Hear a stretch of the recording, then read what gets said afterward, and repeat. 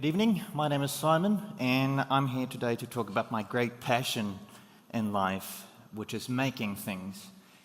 I've been making things my whole life since I was a kid. I practically grew up in a workshop, and I took apart my first engine when I was 10 years old, and ever since then I've been making stuff. Now I'm an inventor with my own company called Aanerud Industries, and we get to make fantastic stuff like toys, lamps, vehicles, mechanisms, furniture, interior details, and I get to do that every day, which is a true blessing and a real joy.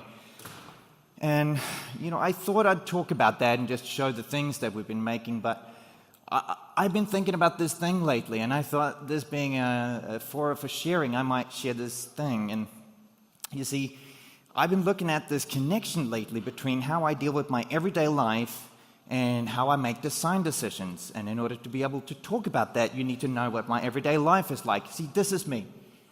I'm a very, very nervous person. I'm very anxious. I have social anxieties, and I trouble with weird things, very, very stupid things. And I have huge problem with little dumb things, like, tiles, floor tiles trouble me a great deal. You ever play that game, like Don't Step on the Line when you were little? It's hot lava. See, my brain is still playing that game, but it's not a game anymore. And that makes it very interesting trying to get to work in the morning. There's a lot of cracks in the pavements out there. And now, my life is filled with these complexities, and especially people. They are too chaotic, and this is what my brain does. When I'm walking down the street, it projects safe and unsafe paths. The goal being not, touching people or getting into some sort of chaotic situation. And these lines present my options. But I can't live like that, and since I was a kid, I was always inventive and inquisitive, and I wanted to improve things. So obviously I couldn't live like that, so I made these mechanisms, little stupid things that solve little stupid problems. It'll be a list I make, it'll be a song I sing in my head. It'll be just stupid things that connect or bridge how the world feels to me, which can be harsh, and how ideally I would like it to feel. And so I have these little stupid things, little mechanisms, leverage if you want, and they connect those things. And that, I've been thinking about lately, is what I'm doing when I'm designing things as well. And it's this sense of chaos, this sense of the world being terrible as it is, and there being some sort of calling for me to do something about it. And I'm not a Samaritan. I just think, this needs to be done something. I need to do something here. Like this. This is a great mechanism for reversing an engine, and it's beautiful. Talk to me about it later.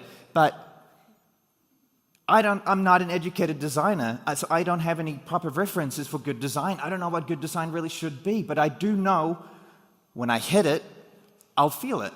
So if I do something, I'll get that certain click. Something goes click in my brain, and I go, there it is. That's what I wanted to make. And that's a certain feeling, and it's very similar to the feeling I get when I solve one of my little mental issues. And so that feeling of just being able to sort of put the world into some feeling of order, even just a little piece of it. It'll be like this table we made, it'll be an angle, like this angle, and I want no one beforehand, but I'll know when it's there because something goes click. And I can't really explain that feeling, but I love that feeling because it gives me some sense of order and a relief. And so designing stuff, I think, makes me like this guy. I don't have butterflies, I have cogs in my stomach. And those cogs, it's like this unease. I'm very uncomfortable in the world.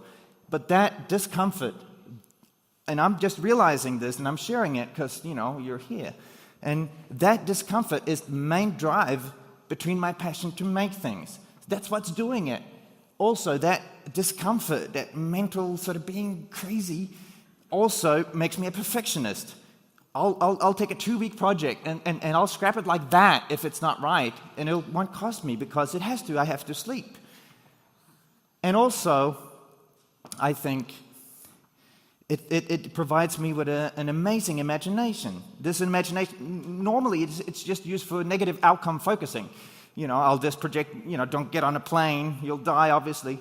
But that imagination is amazing because it'll give me 100 ideas every day. And I love ideas. Ideas are just the main food of my brain. It just loves to think about stuff like that. And so that's what I do. I try to sort of feel better.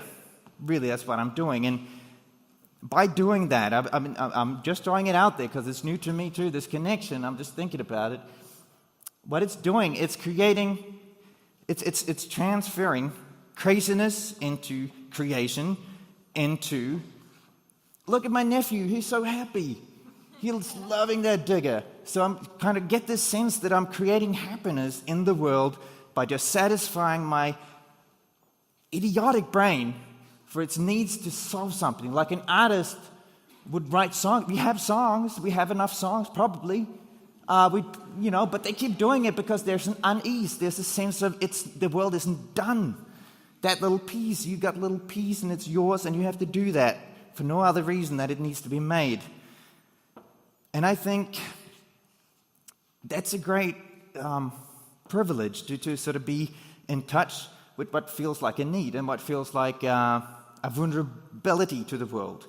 And I'm feeling it every day, but I'm kind of hoping that, because, I'm guessing I'm not the only one who sort of finds the world a bit scary.